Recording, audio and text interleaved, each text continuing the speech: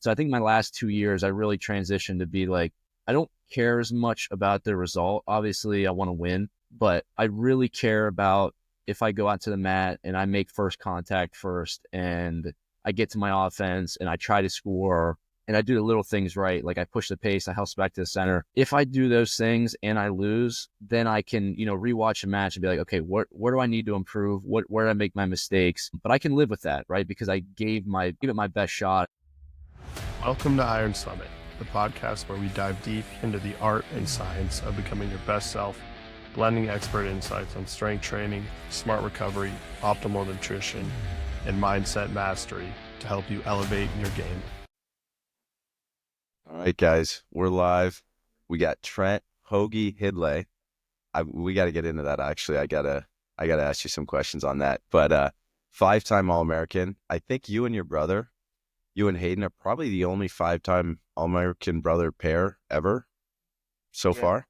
That's right. I think that's our claim to history. I think there was 4. Somebody tweeted out it might have been one of the Nest brothers tweeted. I think Dylan said I think there's 4 sets of 4-time All-Americans, but with the COVID year, Hayden and I are the only 5. You guys got it. Let's go. No, that's super impressive. 2-time NCAA finalists, 4-time ACC champ, 6-time ACC academic honor roll, absolute academic weapon. 2 years on the national team. He's a U23 silver medalist, and then just had to throw this in there, but probably the worst player in Mafia in the entire world. Yeah, that's actually saying, do you know Ryan very well? I said, well, we met a couple years. We met a while ago at the OTC camps and ride and Mafia all night long, basically. We had a great time. You learn a lot about a person playing Mafia with them.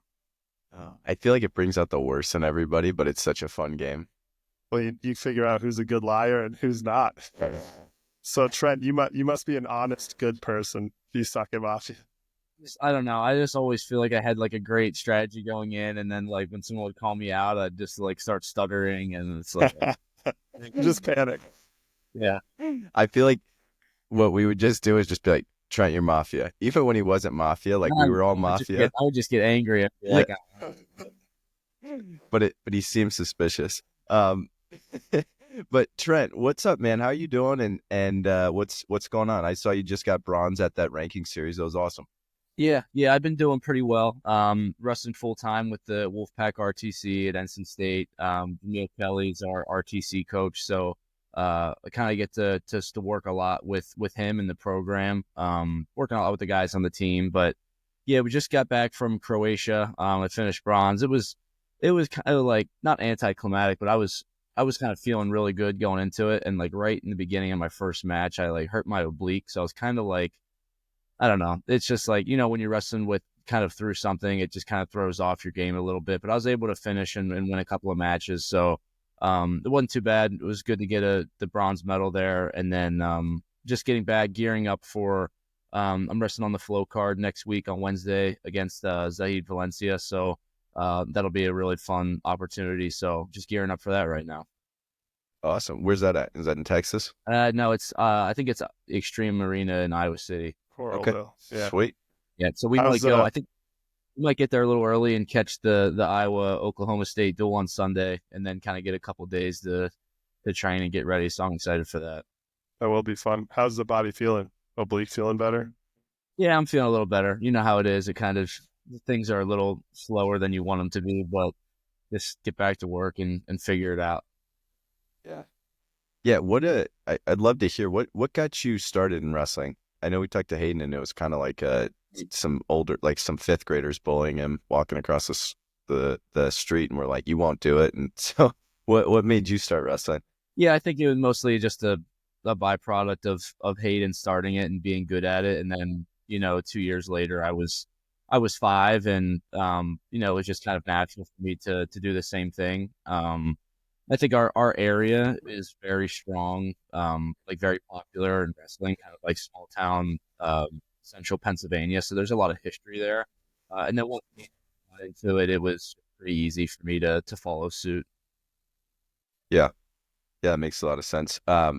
And just listen to some of the stuff you've been on too. Like, you talked about almost quitting wrestling when you were young. What was that like pivotal moment, and why what turned that around to where you're like almost quitting wrestling to being a super accomplished wrestler? Like how did that change come about? Yeah, it was kind of I don't know, like when I was younger, I was always pretty good. I think like after my first couple years, like, PA youth is very competitive. And I always, I would place in the state tournament. I never won like youth states. I got second twice.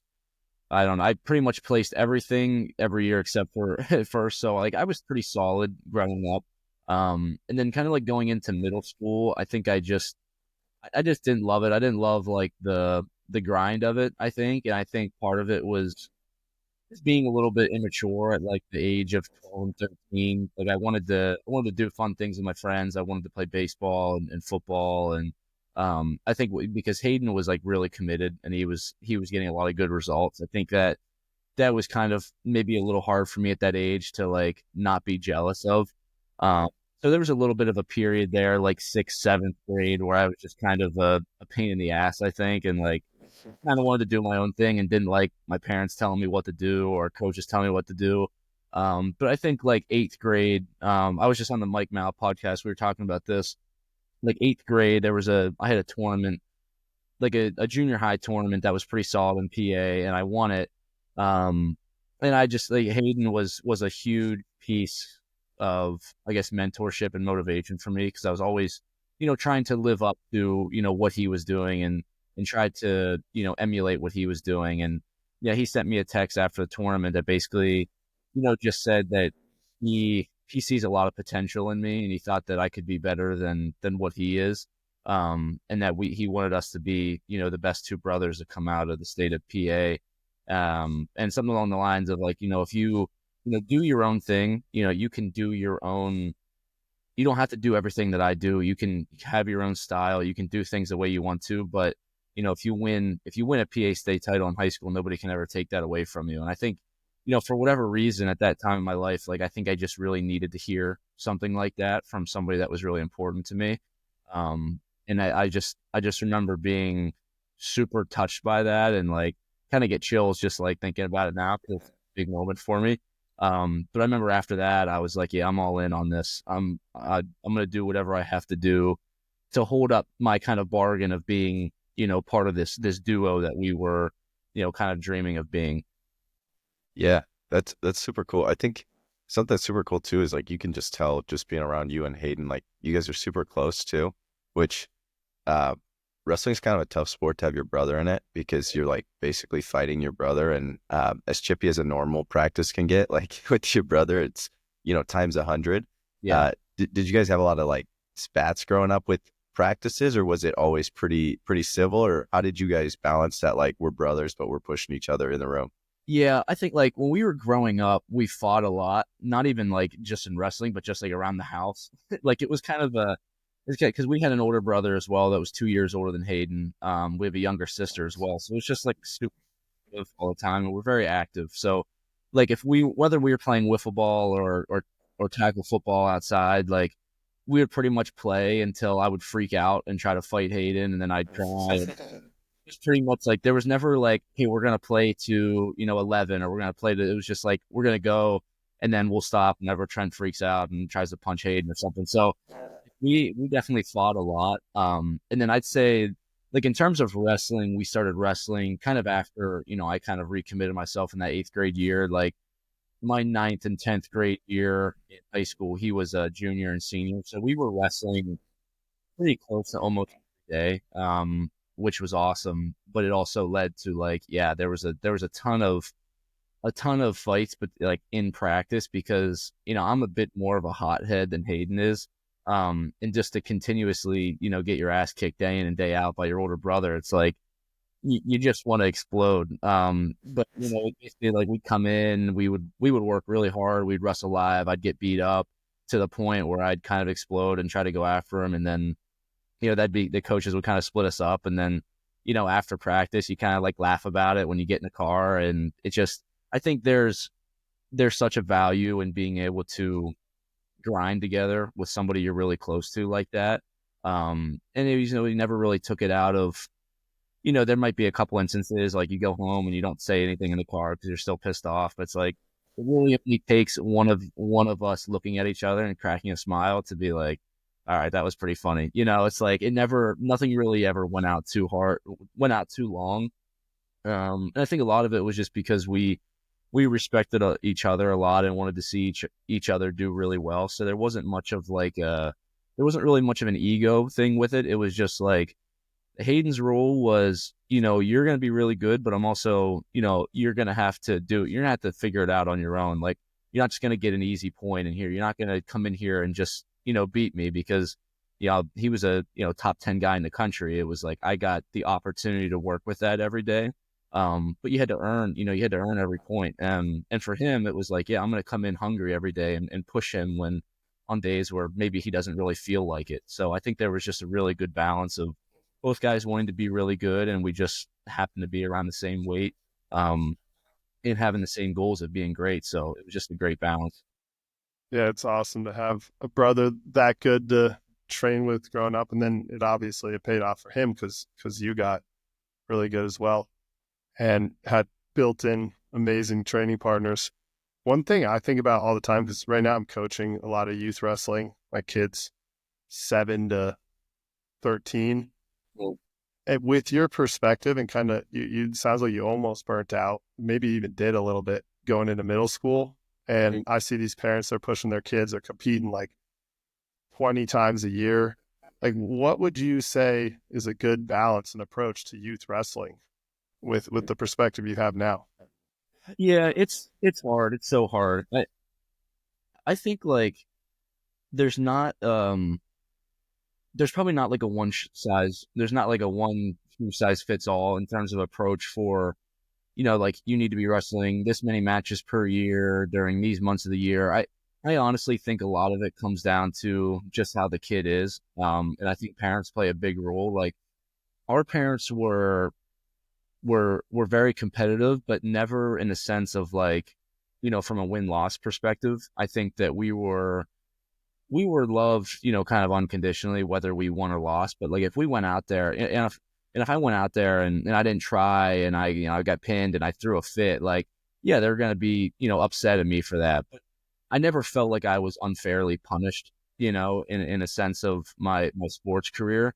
And I think what that helped me with was realizing that I'm graded on my effort. I'm graded on, if I give myself a chance to do, what I trained to do and have fun and give full effort. And I think that was huge because, I wasn't really put down, when I was losing. I think I see that a lot, maybe sometimes with parents, whether they realize they're doing it or not. So I think I never like to lose. Like I said, I was kind of a bit of a hothead. But I think we competed a lot and I needed to, because I needed to learn how to lose. I needed to learn how to fail and figure it out through that. But I think a lot of it does depend on just the kid, whether it's genetics or just the way they're raised. Like ultimately, I think youth wrestling builds up, and then, that kind of like end of middle school to freshman year of high school, I think it kind of comes down to the decision that the kid has to make. Like, is this something that I am truly passionate about? Is this something that I'm willing to sacrifice a lot for? And if the answer is no, wrestling's a really hard sport to, they can't do it throughout high school and have fun and wrestle collegiately. But, I think in terms of being really high level at wrestling, if your heart's not in it, if your mind's not in it to, really push yourself and go through some failure and figure things out on your own, then I just think it's a really hard thing. And I think at that age, for your parents to want it more for you, I think it causes a lot of friction there. For sure. I think Ryan said it once. He said wrestling is way too hard to do for your parents. Yeah, and I think, it just in terms of, I think as a parent, one of the best things you can do is, wrestling is such a great sport for kids to do. But just to keep in mind, like, what the priority is for, like what's really important in this sport. And I think why I love wrestling so much for youth kids is because it teaches you how to lose. Like, it teaches you how to work hard and practice and go out there and, there's no guarantee of winning. Like it's one of the more humbling things that you can experience. And I think as a parent, if you can expose your kids to that, and let them know that, like, I'm going to be really proud of you if you give your full effort and you try your best. And if you lose, we'll work on what you need to do technically or wrestling wise to get better. But, it's hard to change effort. And I think if you can grade your kids on that, one, I think it gives them a healthier relationship with the sport and a healthier relationship with the parent. And I think that's huge just for longevity in the sport. Yeah, absolutely. And it sounds like your brother was kind of that pivotal moment where you went to like deciding to do it for yourself. And sounds like he was just a great big brother, like kind of supporting you and continuing to push you, but not, I don't know, I feel like it's easy as brothers. Like I have an older brother too. It's like, it's easy to kind of compare and try to like chase your brother, but it's like the older brother did a good job of, he's not playing that game. Like he wants to see you win just as much as he wants to win, which is cool. But then came college, right? And it went from like, hey, just make history in Pennsylvania to like, hey, I want to wrestle in college. What made you decide to go to NC State and follow your brother instead of, I'm sure you were looking at a lot of other schools at that time. What ultimately came down to like picking NC State? Yeah, I think in the recruiting process was definitely different for both of us. Like when I waited until I was a senior because I was kind of, I don't know. I think for a little bit early on the process was like, I don't know if I'm really seriously considering NC State just because he's there or what. So I really wanted to like make sure it was something I could see myself going to if he wasn't there. Yeah. And I kind of came down to like Iowa, Lehigh, Purdue, and NC State were my top four. And I liked a lot of the schools. I think I was probably leaning Iowa a lot. Definitely not Lehigh. Yeah, Lehigh's for idiots. Love Lehigh. I love the coaches there. Yeah, they're the best. It's a good school. Well, I think pretty heavy and for a little bit. And then I think just kind of understanding the value of being at NC State with Hayden and kind of having that mentorship. I think that was something that none of the other schools could provide me. And I think whenever, as I was going through the process, I think I just kind of finally understood like how meaningful that was to me. And then once I realized that, it was like, yeah, I really want to be there. But I also want to be there. I don't just want to be there because he's there, but I want to be there because there's an opportunity to do a lot of things for the first time at a school that's not as popular, in the like not popular, but has a ton of history in Division I wrestling. So I love the culture of the team and the mentality of kind of like the underdog mentality a little bit. And being there with Hayden was just a huge bonus. Yeah, we asked Hayden about this as well, but what was it like wrestling for Coach Popolizio and like the really the strict team culture, the like no drinking, you got to buy in, like take us through that. Cause I think it's a really cool thing that, it's like a huge hurdle to get kids to come there because a lot of kids aren't willing to make that sacrifice. Right. Take us through that. Yeah, it's definitely a little unique. Things kind of change as the years go by, but like, I think the biggest thing is, and it was kind of preached to me in the recruiting process, and I think it comes down to the mentality of like, if you can commit yourself for 4 to 5 years, and ended up being 6 for me, but if you can think of this as a long-term investment and, treat this as a professional, you being a professional in an amateur sport, you're going to pass people really quick because there's a lot of distractions in college, and it's really easy for guys to maybe have their priorities change a little bit. And I just thought it was such a perfect opportunity for me to really lock in and be like, I know exactly what I need to do. I know exactly how I need to train and live. And if I don't get the results that I'm looking for, it's not going to be because I didn't try enough. It's not going to be because I didn't put myself in a position to do it. And I can live with that. Like I felt really comfortable knowing that, I'm going to give my absolute all and put myself in a position, in a team culture that is really good. Cause I just felt like that would get the most out for me. And, everybody's different. All athletes are different, but I just thought I think like the long-term approach of in 20 years looking back, I didn't want to not accomplish my goals because I was, I had my priorities mixed up. I think it made it really clear for me. And there was a decent amount of structure where I knew I was doing the right things, but then also, the kind of freedom to do what I needed to do with individual coaches and teammates and stuff like that. Yeah, no, I think that's a really good way to look at it, because I mean, you can go and make those same lifestyle decisions anywhere you go, but if the whole team's doing it with you, it's probably a lot more fun. Yeah. A lot easier. It removes a lot of that friction and distraction, or, desire to not do that.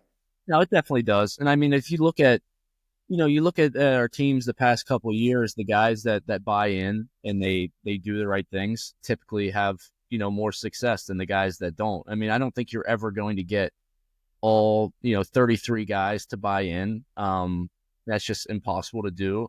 But the guys that do, and they buy in and they do it early, they see a lot of success. And I think that just kind of, I think the track record of that when you sell that to recruits is important, because you want to prove that it is successful. But at the same time, it's going to be really hard to get all guys on board with that. Iron Summit is brought to you by Bridge Athletic.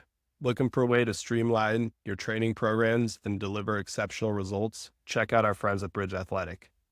Their platform is packed with over 300 templates and 1,500 instructional videos, courtesy of subject matter experts like Exos, FMS, and Hyperice, making program design both efficient and impactful. Our listeners can take advantage of an exclusive offer. For a limited time, get your first 30 days free and your next month at 50% off when you use code IRONSUMMIT, all caps.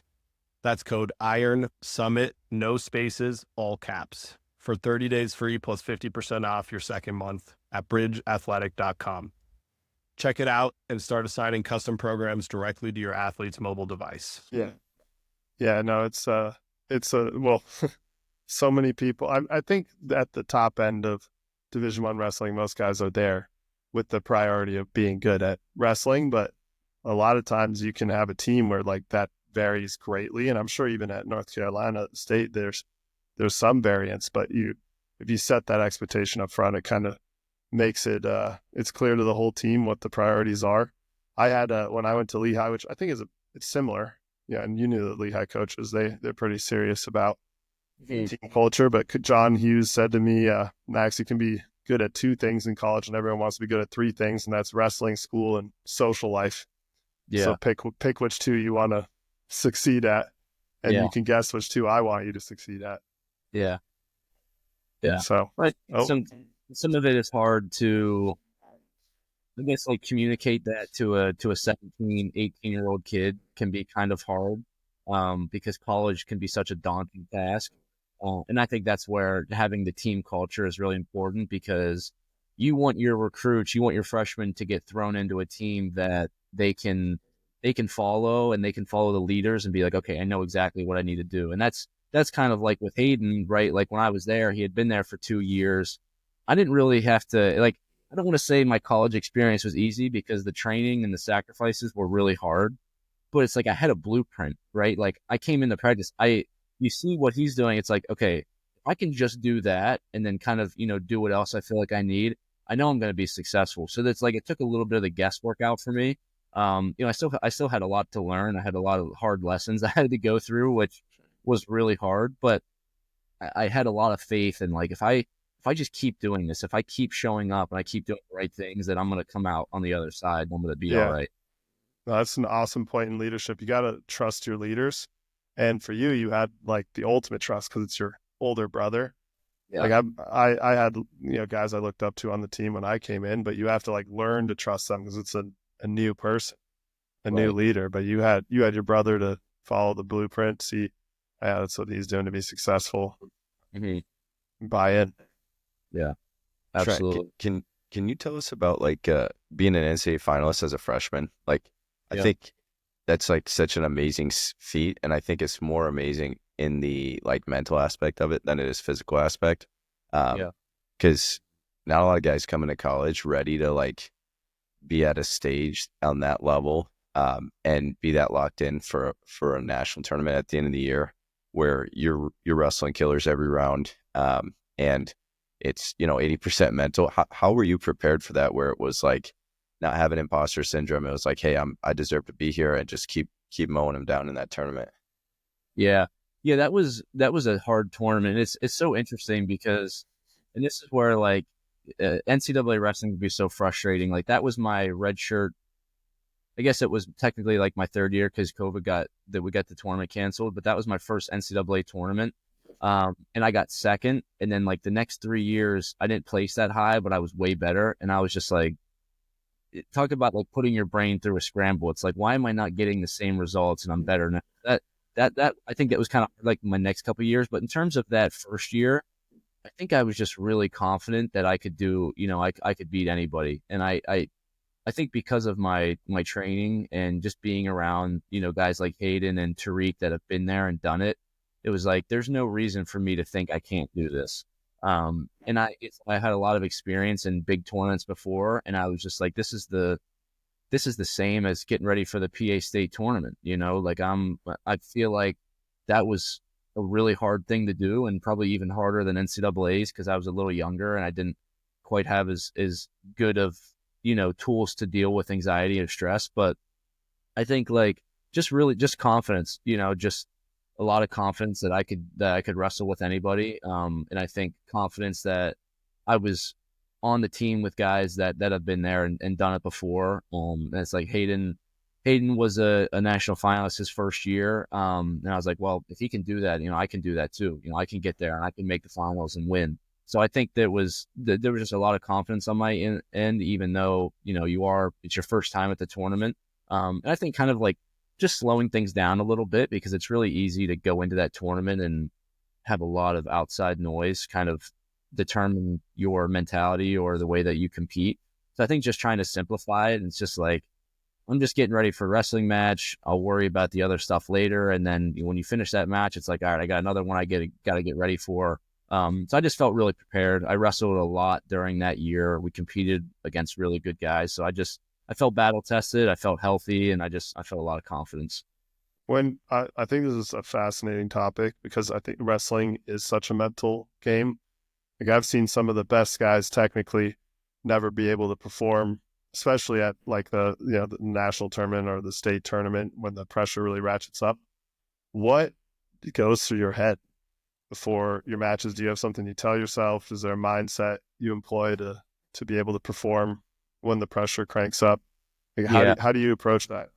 Yeah, I worked a lot on mindset stuff throughout college, and it's funny. Like my first couple years, I feel like I struggled a lot with pre-match, I guess, like mentality stuff that really drained me, and I didn't even realize it really at the time until I started investing a lot more in like meeting with the sports psychologist and kind of working on some tools and strategies that I can do to relieve like competition anxiety and stress. But my first couple of years, like, it's funny, I always thought I was someone that needed to get like really fired up. Like I wrestle really intense. I wrestle really hard, and I felt like I needed, my coach in my ear, screaming at me, getting ready to go.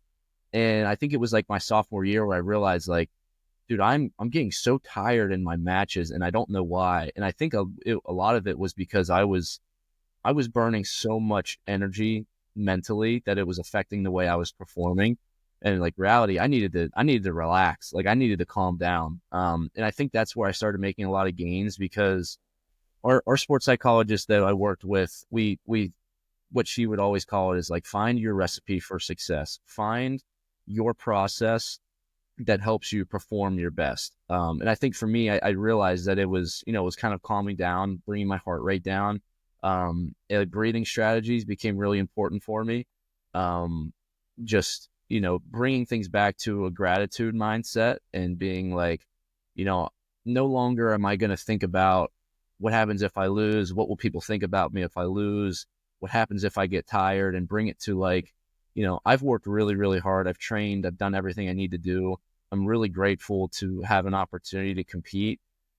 Now let's go have some fun and bring the intensity. So it was kind of like, when I start feeling the anxiety and nerves, kind of bring myself back to the present, do some breathing, lower my heart rate, find my gratitude, positive self-talk, remind myself why I'm doing this.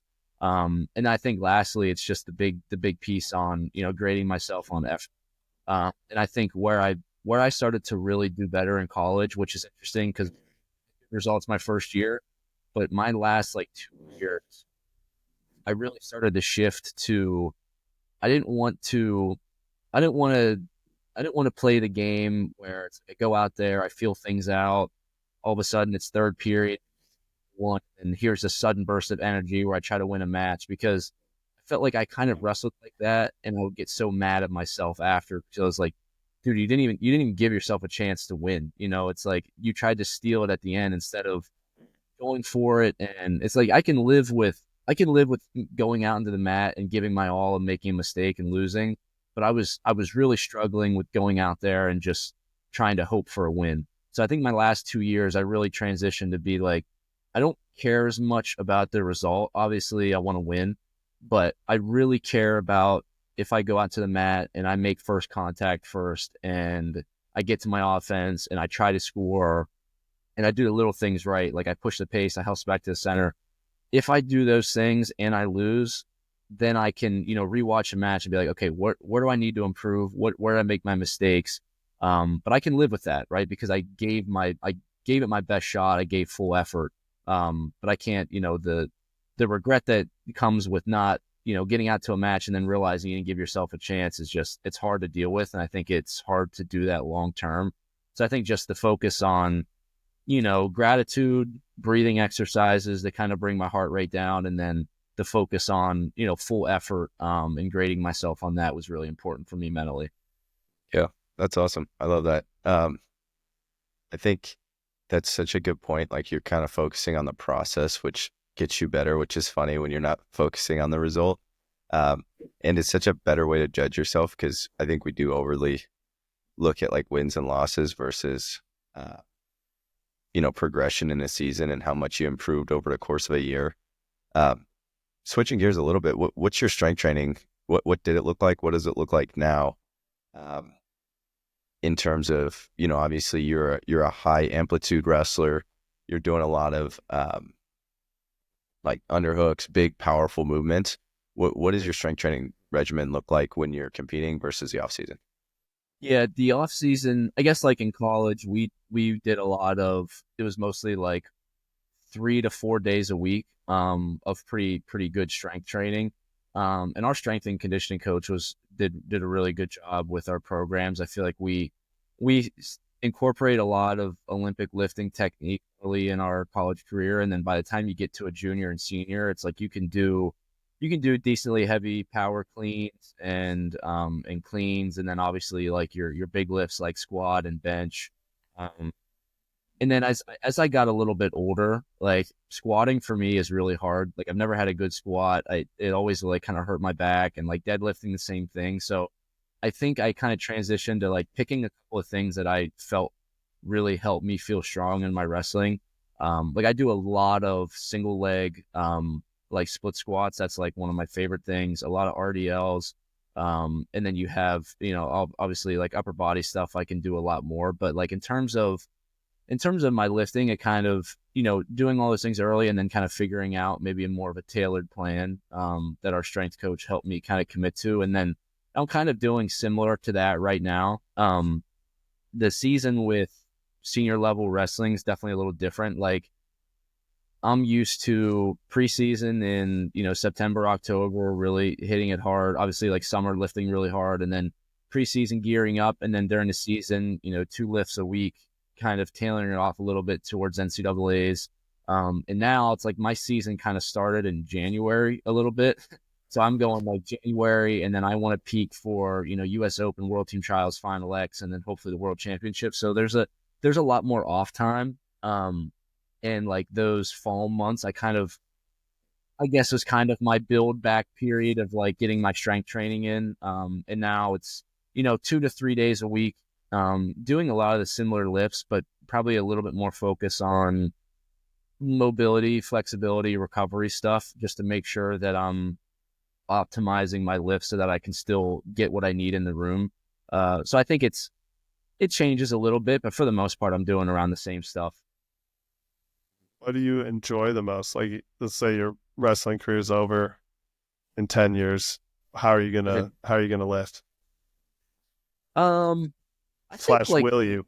That's a good question. I definitely will. I love lifting. I think I think when I was in college, I kind of was like, I was kind of fueled a little bit of like kind of being embarrassed about like my max numbers with stuff. Like Hayden was always brutal. So like Hayden has a really good bench press. It always drove me crazy because I just can't do it. You know, like I have a decent one, but it's like it's not that good. Same thing with like squat and deadlifts. And I was like, all right, I'm sick of, treating myself as if like I need to hit these numbers. And I think like exercises I really enjoy. I really like doing power cleans. Like I have a decent, I don't have the best technique, but like I have decent technique for that, which I can hit decent numbers. Like I said, I love the split squats. Like I feel like they're like one of the hardest exercises, but I like doing that a lot. I feel like I get a lot out of that. So I don't know. I like lifting hard. I think like if I can pick like 1 or 2 days a week and really get into it, I feel like I get the most out of that. And then if I start getting to like 3 or 4 like really intense sessions, I think it kind of breaks me down a little bit. But like I said, I think I'm learning a lot of like the mobility, flexibility piece, which I feel like for me at this point in my career is probably just as important. Because I get a lot of my strength training through wrestling. Like the way that I drill and the way that I live wrestle is very comparable to, a good strength training session in my eyes. So it's kind of like balancing the days that I go really hard. I may have to kind of adjust when I'm lifting really hard because my training is very intense, and I'm getting a lot of good strength stuff from that as well. Yeah, it makes sense. I mean, at the end of the day, wrestling is hugely strength focused sport. Yeah. So yeah, I mean, you see a lot of guys who like, go ahead. I don't know if I even really answered your question. I guess like in 10 years, you did. like train as hard in wrestling, I think I can maybe enjoy like really getting into the lifts a little bit as long as I'm taking care of myself. So I don't know. I'll probably always lift. I can't imagine not lifting. I feel like it's just really good for, as you get older too. I think like even when you reach your 40s and 50s, like I think it's really important to do some form of strength training in a healthy way. I just think it's really valuable. Yeah, for sure. I think there's so much science coming out on the anti-aging benefits of resistance training. Like we talked about it before on our podcast, but like grip strength is like one of the leading indicators of how long you're going to live. Yeah. It's really just is like how strong you are is right. One of the leading indicators of how long you're going to live. Obviously there's a limit to that. You can probably push that in the wrong direction, but yeah, no, it's so good for you. It is fun. I'll tell you, like now I'm way over the hill and just getting to lift like a meathead, and Ryan's there now, and it's more fun when you're not worrying about recovering for wrestling practice later. Yeah. Well, I'll tell you what's totally like, different. Lifting when you're getting down the weight is hard. Like my last 2 years at 184, it was like going into a lift when you're focused on like your weight management. It's just like, man, this sucks. Like it's so much more fun in the summer when you can just eat and drink whatever you want. And it's like, you're doing weight, that's stuff.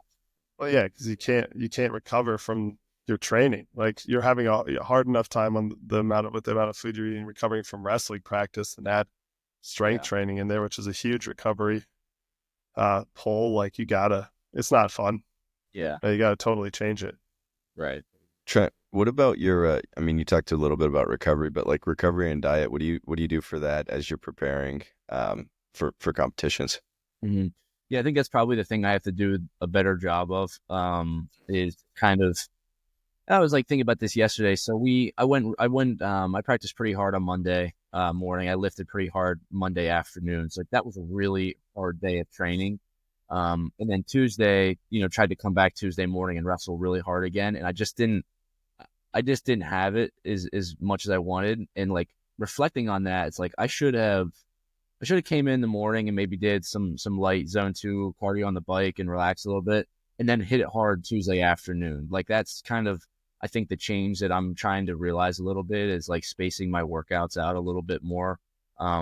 when I feel good to go, I can go. And when I feel like I need to relax, like I had to be disciplined enough to kind of pull myself back on that.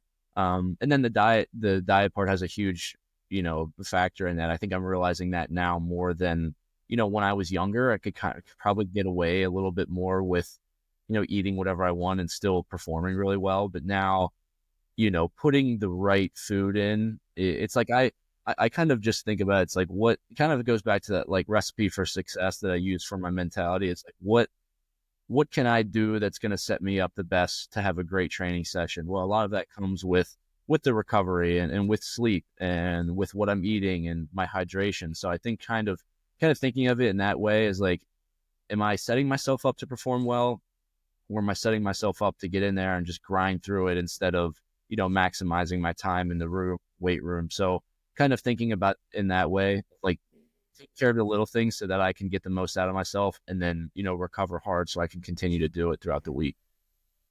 Yeah, for sure. I love that. Like, sorry, go ahead, Go Max. ahead, right? I was going to say, like, food is literally like what your recovery is made out of. Yeah. So it's like, yeah, it's a huge, huge lever to pull. Yeah. It is funny too, though, like the whole wrestling mentality culture is like, shut up, just do the work. And it's almost harder to pull yourself back sometimes. And so it's like you said, like having the discipline to actually take that rest day when you need it so that you can have a better training week overall instead of, redlining it and then crushing your body for the next 2 days. You still don't feel good. So I think that's such an important lesson that unfortunately is learned the hard way over and over before. Right. Well, in terms of my recovery now, like I feel like I get a lot out of low end cardio, light end cardio on a bike, or just For sure. maybe it's even a really light jog on the treadmill, or the sauna and stretching out. Like for me, that helps me when I'm active and I continue to work through that stuff. That is much more beneficial than obviously just sitting home and waiting, because that's kind of like what you want to do, but you almost have to force yourself to be active and just work through some of that stuff. So I think there's definitely, better ways to recover. And it's like the hard part, like when I wrestle really, really hard and I come home, like sometimes it's like so hard for me to just like cook something, or like I just literally want to lay down and not move. But it's like the longer I do that, the harder it is for me to regroup. So I almost have to like force myself to eat a lot and drink a lot after hard training sessions. Yeah, it's so important. I do think like it's a pretty wrestler specific problem to like focus on pulling. I do have to do the same thing. I have to be disciplined and like not overworking myself, which I feel like, and that's probably not the case for a lot of people. Like they have to be disciplined about putting in the work, but it's an interesting skill to learn, is like, hey, I need to pull back here. And that's actually the hard thing for me to do. Yeah. Is like chill out, take a rest day. Yeah. One thing that when I was working with the sports psych a lot in college, because I kind of had the same thing. I think a lot of wrestlers have this mindset of like, am I doing enough? Like, am I working out enough? Am I doing enough? And I think that just constantly drives us to do more and more. So I kind of had to shift that question from, am I doing what's right for me right now? Am I doing the best thing that I can for me right now? And sometimes the answer to that is go home, have a good meal and just literally relax and sleep. And like, that's a hard thing for me to kind of grasp, but it's so important, especially at this level now. It's like, I'm not getting any younger, I can't really work at the same pace I did when I was 18 years old. So just kind of trying to be as smart with that kind of stuff as I can. Yeah, for sure. That is a great way to put it. Am I doing how'd you put it? Am I doing what's right for me right now? Yeah. Yeah, that's an awesome way to phrase it. Like, what is the next best thing I can do? I just finished that workout. What's the next best thing I can do? If it was a light workout, can I get ready to push myself in the next one? Or is the next best thing to relax and get ready to, take 24 hours to recover before I go again? Yeah.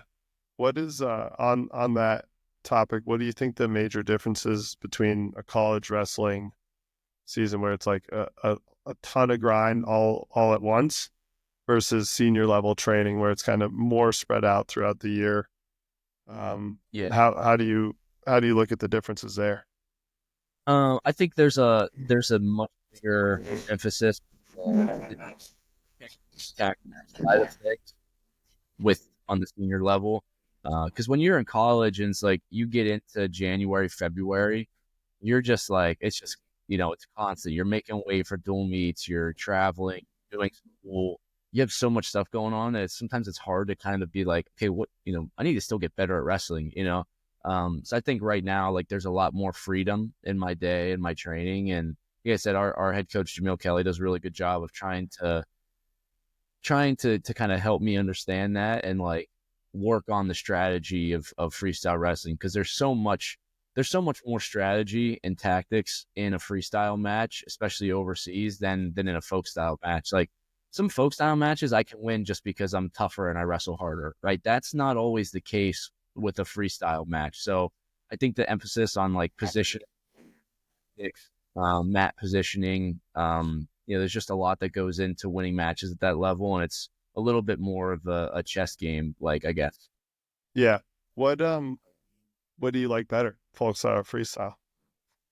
I like freestyle a lot.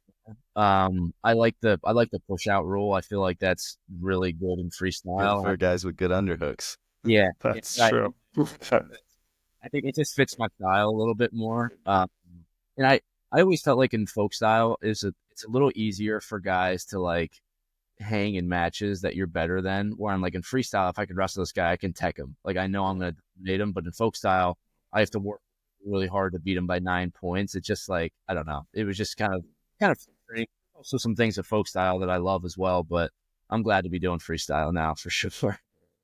Yeah, that is so true. The skill gap, you can definitely like tech somebody, or you'd beat them by, 7 in Folkestone. It was like a real dominant win, Yeah. Yeah. which is kind of weird. What about your Jeep? I have a counterpoint to that though, because in freestyle you get caught in a leg lace, you're down by like, you can get tech, but you could be down big to a guy that you're way better than. Or But you put them that's away hard in folk usually. style. You put them away if you're better than the guy like significantly. You put them away. There are some like freak stuff that happens, but Yeah, I like guess if you that's the beat way a to guy look by at it. 7 or I don't know. I'm with Trent on this. I think freestyle the skill gap's a little more obvious usually. I think overall it probably is. It's just in freestyle there is, because of like throws and like the quick turns on top. I guess you can, like, I've seen guys that are way better than other dudes in freestyle get tacked, and they like, just because they got caught in a weird position, got thrown to their back and then rolled through twice and like never got to really be in the match. I feel like as you get to the higher level, like when you get to the senior level wrestling, I think there's probably less like big upsets in terms of like someone gets taken down a lace and tech quick. Like I don't think you see that as much, but I just think like in terms of being able to dominate position, dominate mat position, hold the center, get guys to the edge, it just takes a lot of opportunity for less skilled guys to hang in a match when you're dominant in a freestyle match. Right. And freestyle, you got to be in great shape, sure, but like folk style conditioning's way different than freestyle conditioning. Yeah, for sure. Yeah. Why do you think that is? 6 versus 7 minutes, and then not having to control somebody on top. I think. I don't know. What do you think, Trent? Yeah, I think it's definitely more like kind of short bursts. And you get the 30-second break in between. It's like, it's just different. And it's like sometimes you watch matches where the first minute and a half, guys literally don't do anything. Like, they kind of just wait until someone gets to the clock, and it's like, okay, the match starts now. Because as you get older, it's hard to wrestle for 6 minutes straight as hard as you possibly can. And yeah, I think folk style is just. What's up, guys? If you're looking to level up your training, click the link in the description and check out the Iron Summit Gains Emporium. Our strength training plans are designed to help you pack on muscle, and with our software, you can track every workout right from your phone. Plus, you'll have direct access to us for any questions along the way. Don't just train, level up your training. The 3-minute first period followed by 2-2, it's like the top and bottom. It's just a lot of different, just a much different conditioning that you have to be in to be able to be in really good shape then. Yeah, I agree. Sure. Let's talk Brainiac stuff. How'd you never get below a 4.0 in college? I heard that through the grapevine. Is that correct? Well, yeah. So I did slip up once. So No. it was literally my last semester in grad school. Okay. It's like this is gonna sound really facetious, but I got like a 3 point. It was like a 3.95 or something. I was like, dude, you gotta be kidding me. Like I did all this work for 6 years just to slip up at the end. But yeah, I think the school stuff is interesting. Like I was a pretty good student in high school. It's like I wasn't enrolled in the craziest classes. I mean, I was business finance major, so there were some decent classes, but I think it came down to like when I was getting ready my freshman year, I was like, like what would it be like if I got a 4.0? And it's like I just hustled really hard. I grinded really hard my first semester. And then when I got it, I was like, dude, this is like, I don't know. I was really proud of it. I was like, this is like something that I put a lot of work into. I hustled really hard.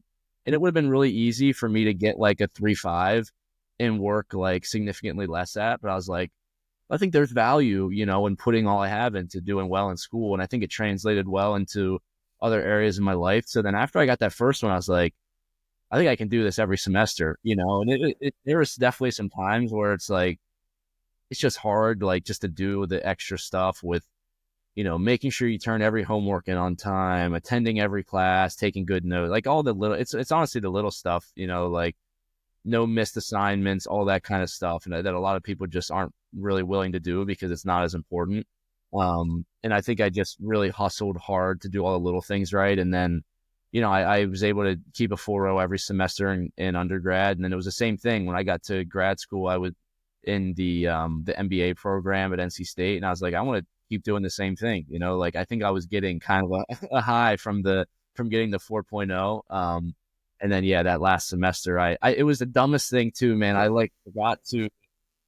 I forget what it was. It was like a homework assignment that I thought was due on like a Tuesday, but it was due on a Monday, and I forgot to turn it in, and it literally brought my participation grade down a little bit. And I was, Oh, dude, I was like, man, I pulled off the gas pedal, but I still ended up like a cumulative 4.0, so I was like, I can be okay with that. that's awesome. I think that's such a cool point too. I bet it made you better at wrestling. Like it was just kind of like, this is a standard I'm holding. Yeah. And because you're doing that in all aspects of your life, it was just like authentically who you were when you were drilling, when you were going to a lift, when you were, eating certain food, when you're recovering, when you're sleeping, when you're doing your homework. I think Max said he had a similar story in college where he just decided one day, he's like, hey, I'm going to stop being a dumb jock and just like put in the work. And then he started doing well in school.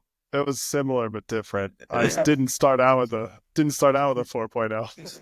We got there, but it was I had to make the decision to be good at it and do all the little things right. But I think it's like you said, Trent, it's actually, I think it's a Navy SEAL quote. They say a lot is like, how you do one thing is how you do anything. Yeah. So if you're taking your schoolwork seriously, chances are it'll bring up your game in the wrestling room, which is like, I think a lot of people, and I'm sure there's some programs and majors that would think otherwise and probably have proof in the pudding that their way works. But I do think, I like to think that if you try hard in school, you're going to do better in wrestling. Yeah. I think it all stems back to the effort base, right? Like if I put a lot of effort into my classes, into my school, you're going to get rewarded for it. Like, yeah, you might not be able to get a 4.0 depending on like how hard your majors and stuff, but like you're still going to do really well. I think like college it's all based on effort. Like if you put the effort in, you get rewarded for it. And I think, just being a competitor, it's like I felt that same way in the classroom as I did in wrestling. Is like when I'd get a bad grade on something, I'd get so mad. I'd be like, like, and it made me mad because I would realize that if I just would have did a little bit more, I probably would have got a good grade. And it's like, yeah, you didn't get a good grade because you were dumb. You just got a bad grade. You didn't get a bad grade because you were dumb. You got a bad grade because you literally didn't put the effort in. So it's just like effort based, competitive based. I enjoyed doing that with that. Yep. Yeah. It's a great way to That's approach awesome. life. Yeah. What about, can you talk to us about the class you and Hayden took together to fulfill a gen ed requirement? Yeah, we had, so in the business major, you had to take 2 science classes. And one of the classes that we took together was, oh man, what was it? It was like, Dude, I can't even remember what the name of it was. This is embarrassing. There's something with like, dude, I can't even tell you. It was like an environmental science class, or you had to take one with the lab. Oh yeah, we'll do that. And it was just hilarious. Like, like taking a class with your brother, it's like half the challenge is trying not to just like laugh during class because the other one's stupid. But it was a pretty fun class. Like we learned a decent amount, and then the final was pretty funny. And I think this is kind of like goes to show like I probably took it like a little bit overboard, but I needed like a 90. I needed like a 90 something in the class to get an A plus, which NC State was really unique. And here's the other part of why I did really well at NC State. If you get an A plus, it's worth a 4.333. So you could get an A plus and an A minus and still get a 4.0. So it's like I would usually pick one or two classes that I knew I could get above a 97 in, which is still kind of tough, but I knew that would give me like the 4.33. So I had a little bit of a buffer. If I got an A minus or a B plus, like I could settle things out. But this class specifically, I needed like a 90 or a 95 to get an A plus, and I really needed it for the 4.0. So I studied like really hard, and the final they give you 3 hours for it. And Hayden and I were taking it beside each other, and he must have finished up in like an hour and a half, and he was gonna wait for me after. And I took like the entire 3 hours to take it because there was like some of these open-ended questions, and I was like writing a book for everyone.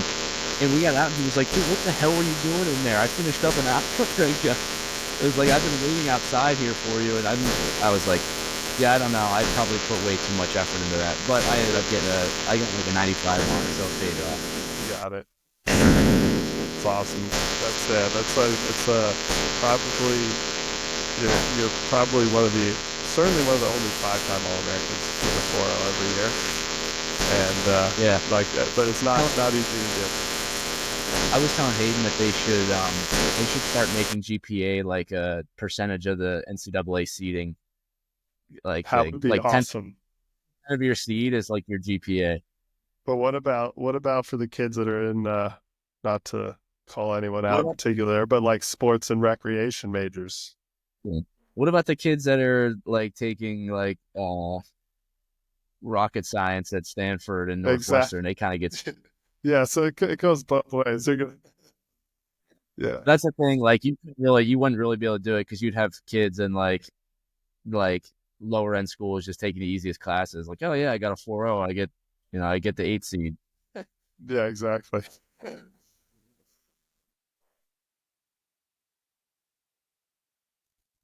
That would be crazy. That would drive a lot of people crazy. They'd be like, "This is stupid."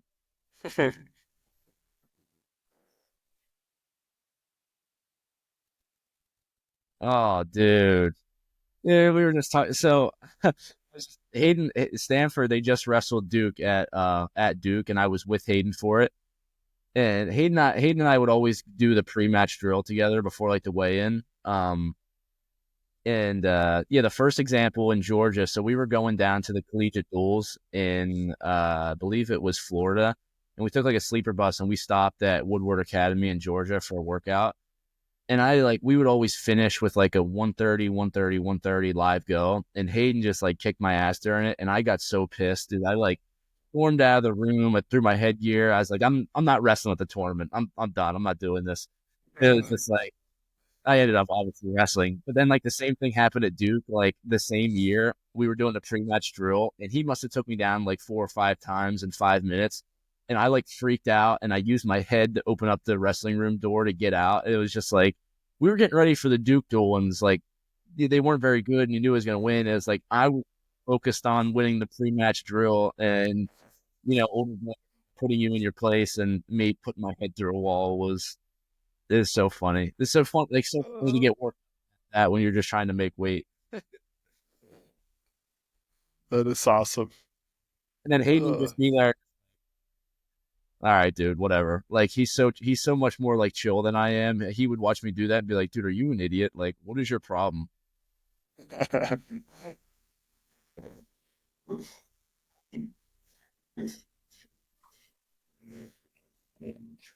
We were walking into the duel the other day, and I was like, "Dude, you remember when I put my head through the Duke door after the pre-match drill?" And he was like, Dude, I totally forgot about that.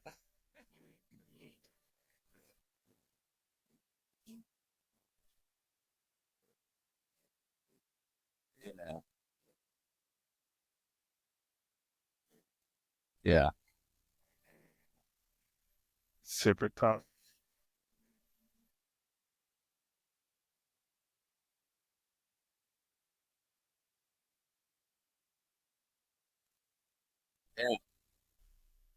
Yeah, yeah, Wrangle in the Wild is really cool. So we had the third version of it or maybe the third or fourth version. I think we're on Wrangle. We did it 3 years in a row, 3 summers in a row. So it's basically an amateur wrestling event where in our hometown put together like 15 matches of people that used to wrestle in our hometown. So they're like either out of the sport or they're older. We match them up with each other, and then we have the event at our high school. Um, it's like I forget it's like 2 2 minute periods. And it's just super fun. Like it just brings the community together, and they really love the event because it gives people an opportunity to be, part of wrestling again. It comes with some really hilarious matches because some people haven't wrestled in 10 to 15 years, but it's super cool. All the money that we raise, we give back to the high school wrestling team booster. So it's a good way for us to kind of give back, and just kind of give the community a fun kind of unique event that they can run with. So it's grown a lot, like in terms of like getting sponsors and stuff. It's given us a lot of experience of like how to put on an event, even though it's kind of low key and it's chill. There's also really hard to do. So yeah, Wrangle in the Wild is really fun. We usually do it like the first weekend in August, so it's a good time. That's awesome. Wrestling needs more of that.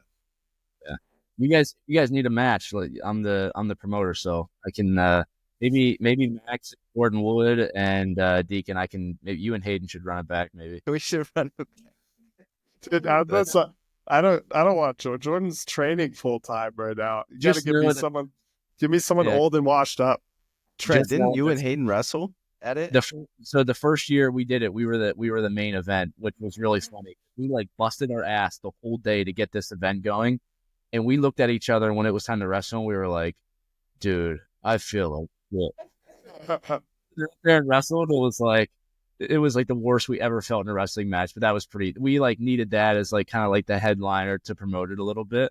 Was it serious though? Like you're like, I'm not letting him beat me. Yeah, no, we wrestled all out. That was see, like we wrestled a lot growing up. Like when I was little and we would double bracket, like Hayden would always beat me up. We wrestled once in high school at a journeyman event. It was a freestyle event. It was kind of funny because like I took it really serious. I was like, dude, I feel like I can probably get him. And he would get on a double, and I was trying to like chest wrap him through, and I thought I was scoring points, and it happened like 3 times. And I looked up and I was down 8-0. I was like, oh, this is terrible. Heck in like the first period. But I got the last one in Wrangle in the Wild. So There you go. That's awesome. How about this? Let's get Ryan up to above 200, so he's officially a heavyweight, and then I'll wrestle Ryan. yeah.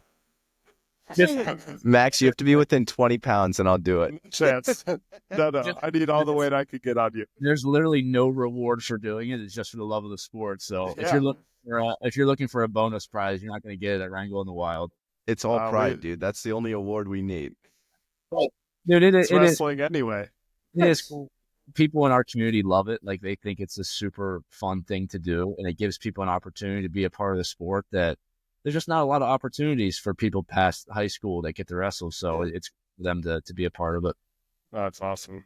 You got to get like Barstool to like live stream it or something, dude.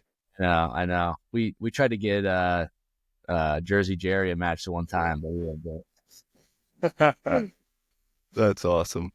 That would be funny. You start just getting random people matches with really good former wrestlers. Yeah. That's awesome. Well, thank you, Trent. This has been super fun. I don't know. Do you have anything else? Any parting thoughts?